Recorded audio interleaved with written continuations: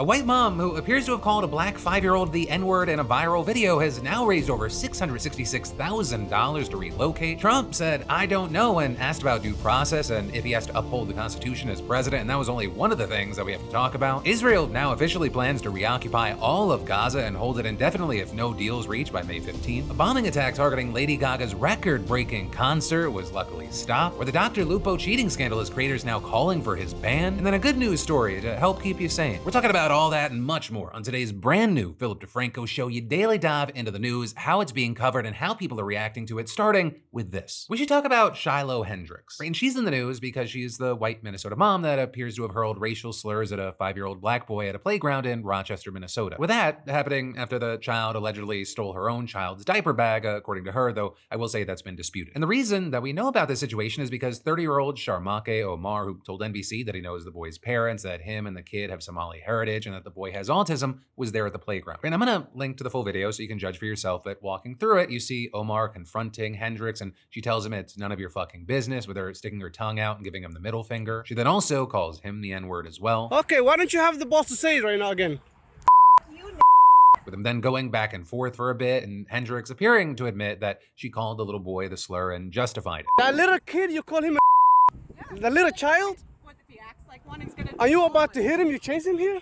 He took my son's stuff. So that gives you the right to call the child, 5-year-old, and the N-word. If that's what he's gonna act. That's like. what you're gonna call him. That's what he's gonna act like. With Omar then also telling NBC that Hendrix said that he and his wife shouldn't have more children because they're a drain on the welfare system. And so this whole situation, the video gets a lot of attention. You see the reactions that you often expect. But then we see something else happen. Hendrix starts a fundraiser on Give, Send, Go titled "Help Me Protect My Family," which for some context here, Give, Send, Go is often labeled the Christian crowdfunding service, but it's primarily known because it's the place that raised money for Kyle Rittenhouse, Daniel Penny, and Luigi Mangione. And on Hendrix's campaign page, she wrote, "I've been put in a very dire situation. I recently had a kid steal from my 18-month-old son's diaper bag at a park. I called the kid out for what he was." With her then adding, "Another man, who we believe is Omar, who we recently found out has a history with law enforcement, proceeded to record me and follow me to my car. He then posted these videos online, which has caused my family and myself great turmoil. My social security number has been leaked, my address and phone number have been given out freely, my family members are being attacked, my eldest child may not be going back to school, even where I exercise has been exposed. With her closing, I am asking for your help to assist in protecting my family. I fear that we must relocate. I have 2 small children who do not deserve this. We have been threatened to the extreme by people online. Anything will help. We cannot and will not live in fear." And while she initially set the goal for $50,000, the donations just flooded in and just surpassed that so fast. And in fact, as I'm recording this, she just passed $666,000. Now, as far as those donations, if you end up going to the page, you might notice that there really aren't comments attached to each donation. And that, as it turns out, is because many of those comments were just filled to the brim with racism. And so Give, Send, Go actually disabled the comments, with its founder and CEO telling the Washington Post the team did so due to the volume of inappropriate remarks that violated our policies. So even with the comments disabled, some people are still getting their message across with suggestive usernames, or with stuff like "Time to Fight Back," "Rise Up," and "Enough Already," as well as 1488, which is code for Heil Hitler, and "Your Austrian Painter," another apparent Hitler reference. And it's in addition to "Day of Rope," "White Unity Will Unite," and people trying to spell out the N-word with their donations. And so in response to everything that we were seeing, you had Give, Send, Go saying to the Post, "We understand the sensitivity of this situation and the strong emotions it has evoked. Give, Send, Go does not endorse or condone the personal views or actions of individual campaign organizers or their supporters,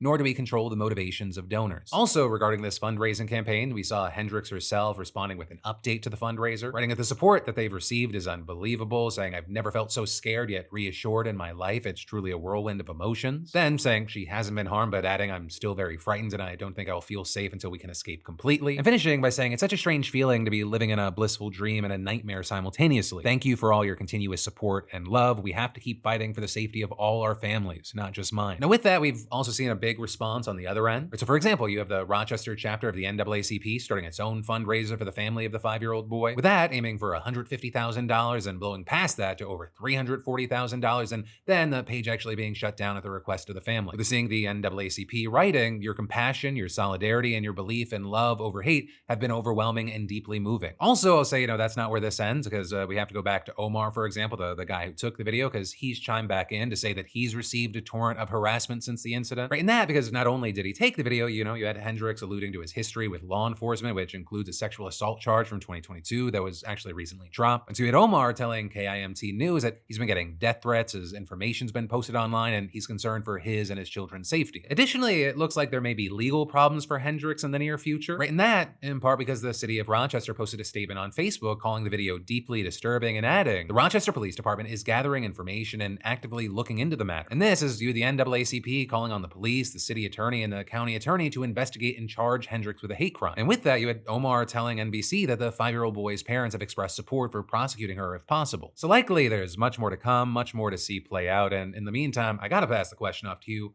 What are your thoughts here, not only around the incident, but around the fundraising after? But then, next up in the news today, Israel now reportedly plans to take full control of Gaza, not just the parts that it's occupied since October 7th, but rather the entire Gaza Strip with no clear end date for how long they'll stay. Now with that, I'll say in some ways, this is what many expected would happen once the war started, especially since Israel already controls around 50% of the territory and refused to go forward with a ceasefire deal that they had made. With the same reports today that the plan was agreed to in an early morning cabinet vote after it was revealed that the military was calling upon reservists for another Gaza operation. Now with that, a de facto occupation of the entire Gaza Strip, that's already a huge escalation of the conflict, but there's more. The plan will reportedly also have hundreds of thousands of Gazans moved to the southern part of the territory, meaning that they'll likely be displaced from their homes in other parts. You know how Gaza was already described as a densely packed area? Well, this is obviously going to make it worse. And unfortunately, this entire scheme, it has precedent. Gaza used to be under Israeli occupation for decades until 2005, and after that, it was essentially blockaded by Israel and Egypt, leading to its current situation. As far as timing, there are some questions about when this plan will actually begin, with one defense official telling the Associated Press that they don't expect the plan to actually begin until Trump visits later this month. Also, as far as other details, there are a lot of questions. Obviously, part of the plan is for the final extermination of groups like Hamas and to get the remaining hostages out of there, but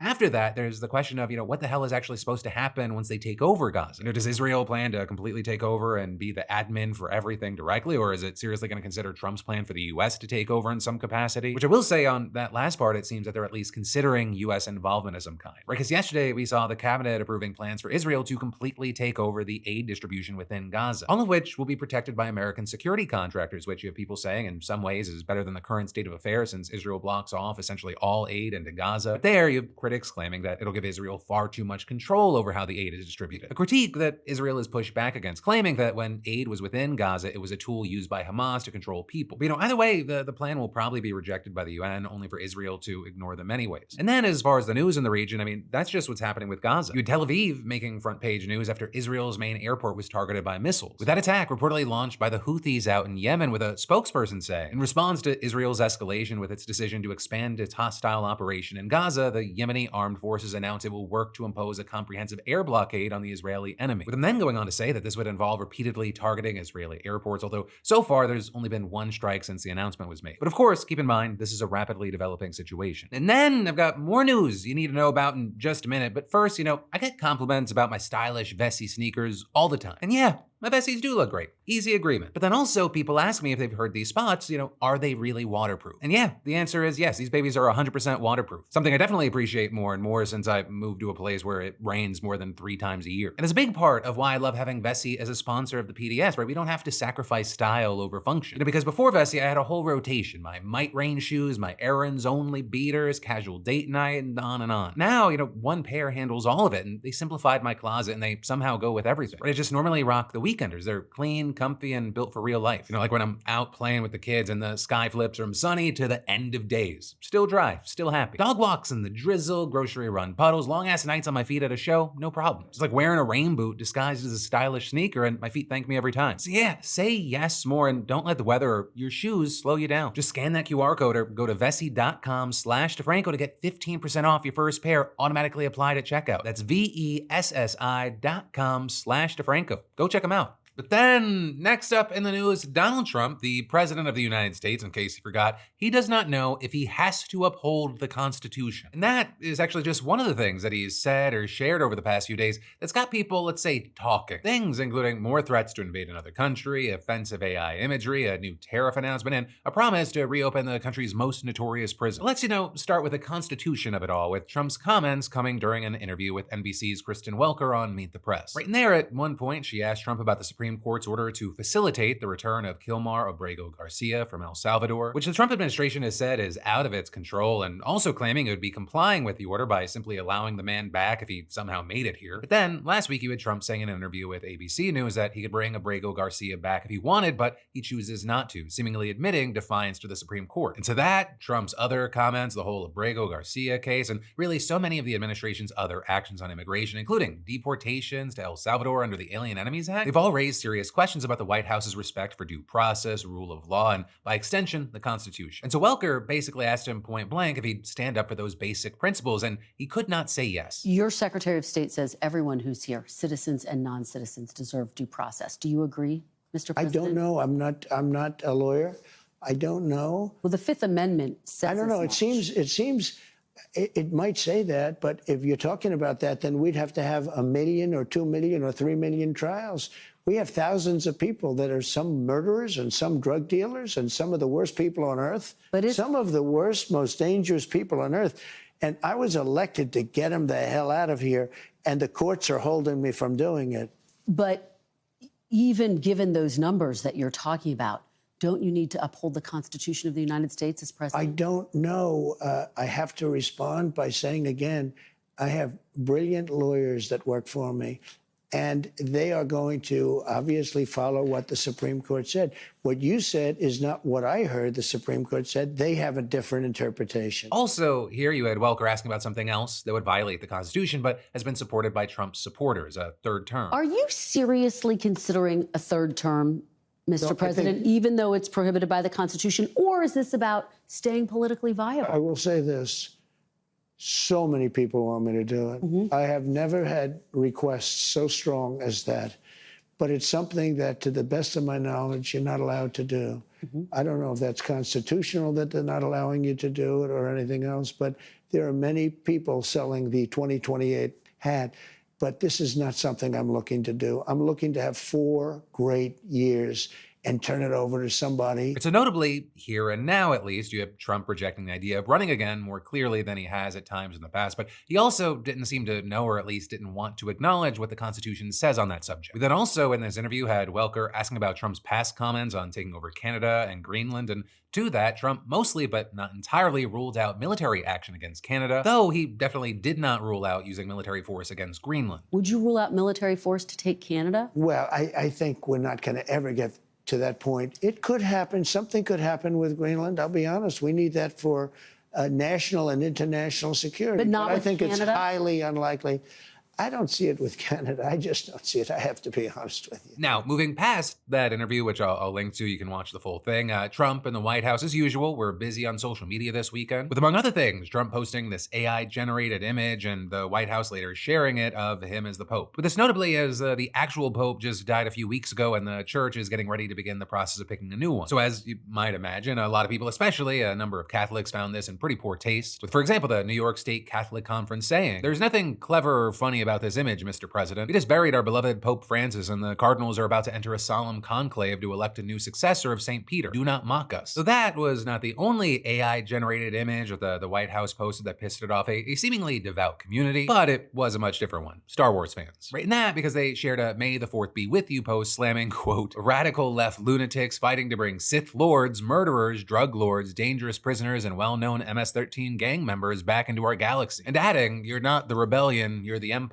So this is, among other things, commenters were quick to point out that Trump's holding a red lightsaber, which is usually the kind used by the bad guys, and that, as you had many arguing that if anyone was the empire, it would be Trump and Republicans right now. Right, noting that they essentially have all the power right now, and they've just been issuing crackdown after threat after crackdown after threat. Also, on the note of movies, if some of the Star Wars movies were coming out today, because of Trump, there's a chance that George Lucas would have to pay tariffs on them. Right, and that is connected to our next piece of news, which is that Trump says that he's putting a 100% tariff on movies made outside of the US. You know, the Star Wars movies, they were filmed in locations all over the world. But also, if you're wondering what a tariff on a movie would actually look like, you're not alone. Because we know the president seemingly loves tariffs, slapping everything and everyone with them. But movies, they're not loaded onto pallets and shipped into the country, at least not since DVDs. And with that, all that Trump has actually done so far is authorize the Commerce Department and the US Trade Rep to, quote, immediately begin the process of instituting a 100% tariff on any and all movies coming into our country that are produced in foreign lands. With him claiming that the movie industry in America is dying a very fast death because other countries have incentivized filmmakers and studios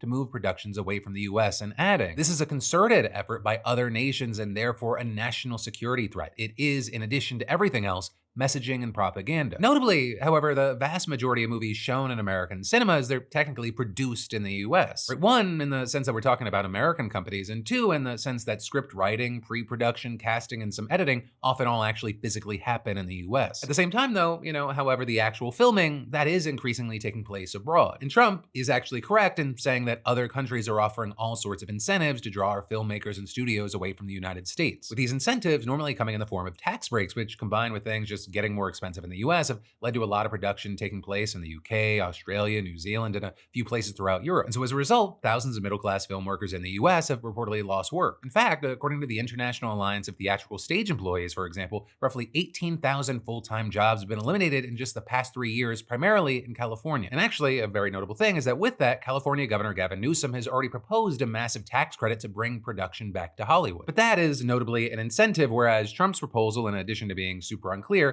is an attack. And so among other things, you have people going, would it apply to US companies shooting films abroad? What if only part of it was shot overseas? And would it apply to movies on streaming services and theaters, or both? Plus, what about post-production visual effects work? A single movie can sometimes involve several specialized firms operating all around the world. So we'll have to wait to see, what the administration comes up with and if they carry through and if it's just gonna be a mess or not. But then the final thing that I'll touch on for this segment is that Trump posted on Truth Social that he has directed the government to reopen and expand Alcatraz, right? Which, if you don't know, is just a notorious US prison that's been closed for more than 60 years now. With Trump specifically saying the site, which is on a small island offshore San Francisco, would be used to house America's most ruthless and violent offenders. So of course with that, you have people saying, one, well, will due process be involved here? And two, why are you doing this? It does not make sense. Right? Because reportedly, Alcatraz is impractical and expensive, and it was closed in 1963 for multiple reasons, including decaying infrastructure and the high costs of repairing and even just supplying a facility that could only be accessed by boat. But hey, just because it doesn't make any sense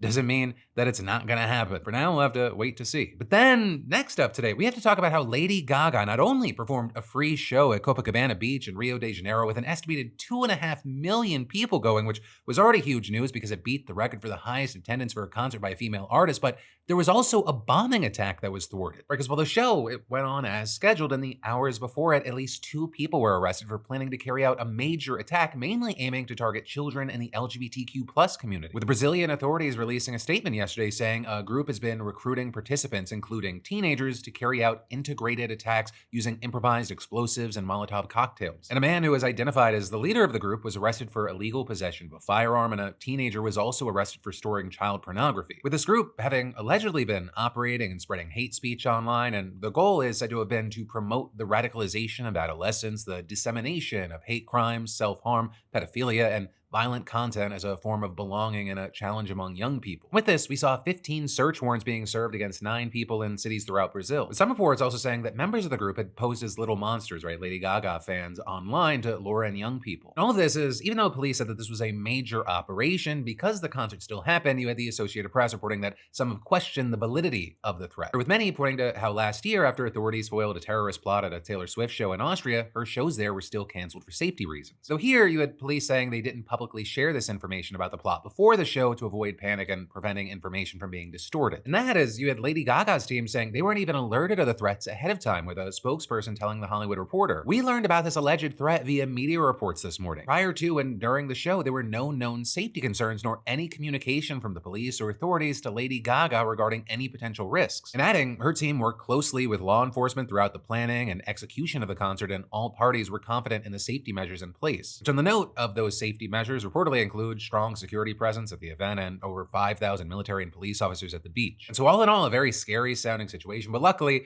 the news today is that nothing ended up happening and we just had a record broken. And then, I got more news for you in just a moment, but very quickly, quick self-promo. If you haven't gotten in on it yet, you have 2 days left to get in on Project BB28, which if you missed the announcement, it's all the shirts you've ever wanted, loved, but never got over at BeautifulBastard.com for just $28 a pop. Or think of BB28 as the Nordstrom rack to Beautiful Bastards Nordstrom. Because tons of people, they love and buy our custom cut and sewn Beautiful Bastard shirts made with premium, high quality cotton spandex. I genuinely believe it is the best mid-weight shirt out there for under $100. Well, the business does very well and people love and buy this stuff. I also know that the prices that we have at Beautiful Bastard, it prices some people out. And that's why we're testing Project BB28 until Wednesday at midnight, right? And we're making these shirts with non-BB blanks. They're still very soft. They're also lighter, which I think because it's gonna be summertime, perfect timing. And also don't worry, it's not Gildan quality. I want people to come back and buy more. So yeah, if there's a tee that you've ever wanted but you've been holding off, get it right now. Because like I mentioned before, at Wednesday at midnight, I'm gonna be making all of that private and just kind of look at the data and see what if we ever want to do this again. Right? Is it a seasonal thing? Can it be a permanent sub brand, or just are we never gonna do it again? But again, it's all available right now at beautifulbastard.com. Links in the description. Definitely get in on it. But then next up today, shifting gears to a very different kind of news. It's really drama news. Dr. Lupo, one of the most popular streamers out there, is getting a ton of shit right now after he was caught cheating in a chess tournament last week called PogChamps, which, if you've never heard, is an event that's put on by chess.com, and it's usually seen as kind of a win-win for everyone. For chess.com, it helps expose a ton of people to chess that otherwise might not have considered it. And for the streamers, it's a chance to show themselves off to new audiences and possibly win a decent prize in a relatively low commitment environment. Because it's not like these people are grandmasters that have poured their life into chess, and they're often extremely low rated. And Lupo, he fits that mold perfectly. He's got like a 600 elo, and during the event, he was playing against Wolfie VGC, who's about 1300. So you're talking about a massive difference in skill, and in a game like chess, it usually means that Lupo would never actually beat Wolfie, short of Wolfie really fucking up. But that's also not how things started, and during the game, Lupo blundered a queen near the start. So, it looked like this was gonna be an easy win for Wolfie until Lupo just managed to play out of his damn mind and win the game. But then, people almost immediately suspicious of the situation. In fact, so much so that Lupo eventually admitted to cheating and pulled out of the tournament. Writing on X, had a ton of fun playing, but have decided to drop out of the main event to help maintain competitive integrity for those involved, as well as the tourney organizers. Having the main stream up on my left monitor over the course of the day today to watch other games being played led to me getting move information I shouldn't have had for a game. That's on me and no one else. That's my fuck up. I apologize. You'd think I would know better, but here we are. With chess.com also moving in and closing his account for a fair play violation, meaning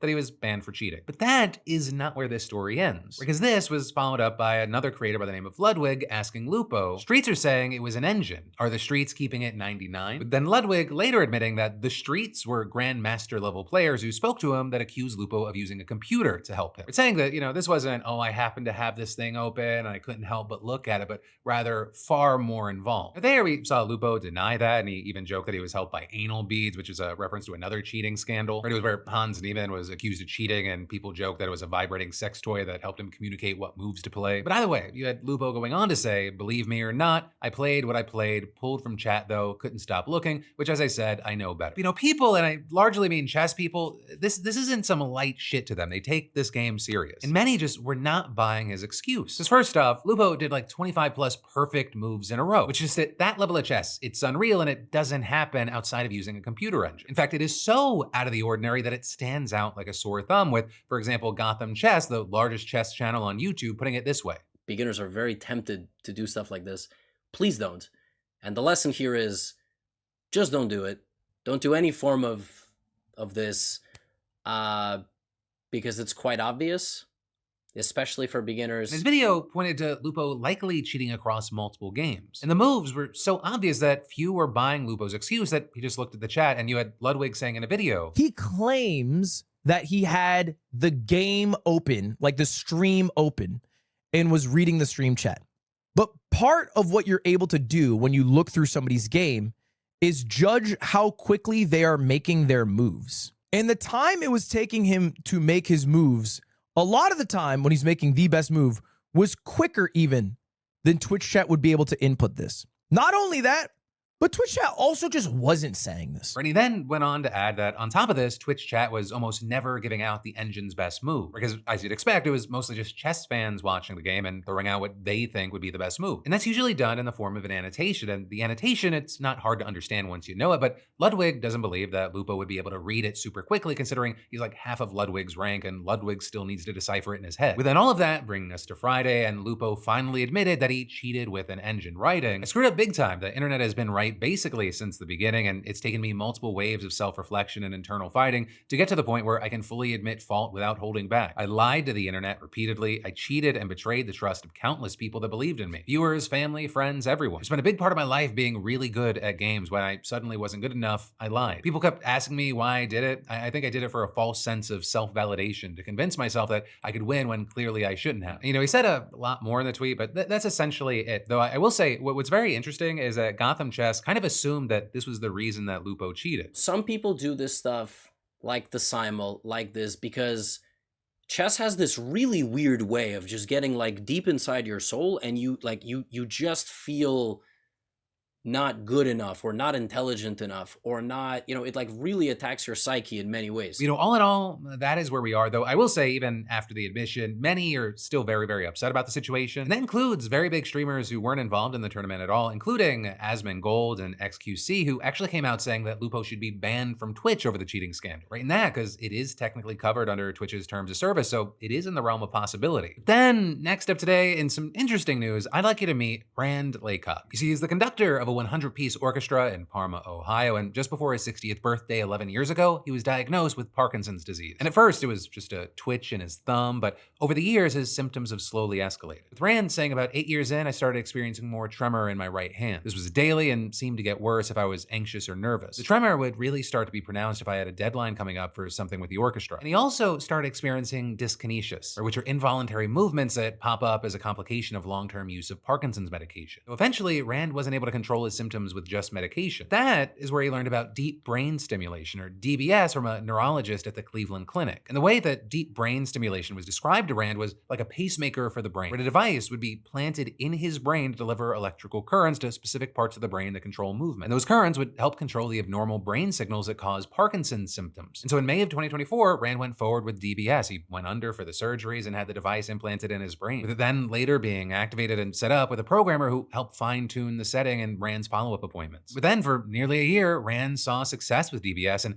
then he heard about a new advancement that could help him even further, called ADBS, or Adaptive Deep Brain Stimulation, with Rand's neurologist saying traditional DBS gives the same stimulation to the brain 24 hours a day. What makes ADBS different is it can adapt and fine-tune the stimulation in real time. By tracking a certain frequency in the brain, it can increase or decrease the stimulation as needed to better control symptoms. And for Rand, the conductor, that is especially helpful, and according to his programmer, it reduces the risk of him experiencing tremors during a performance if his medication wears off. And as Rand has used ADBS over the last couple of months, his symptoms have continued to improve, with Rand saying, my tremor is almost all gone except if I experience extreme anxiety or stress, and my dyskinesis is pretty well under control. And now, because of all that, Rand is able to move forward into his 47th year of conducting. And this is both he and his neurologist are encouraging people with Parkinson's to ask about deep brain stimulation, with Rand saying, I know the thought of brain surgery can be intimidating, but it's a life-changing procedure that allows you to become your own self again. But that, my friends, is the end of your Monday evening, Tuesday morning dive into the news.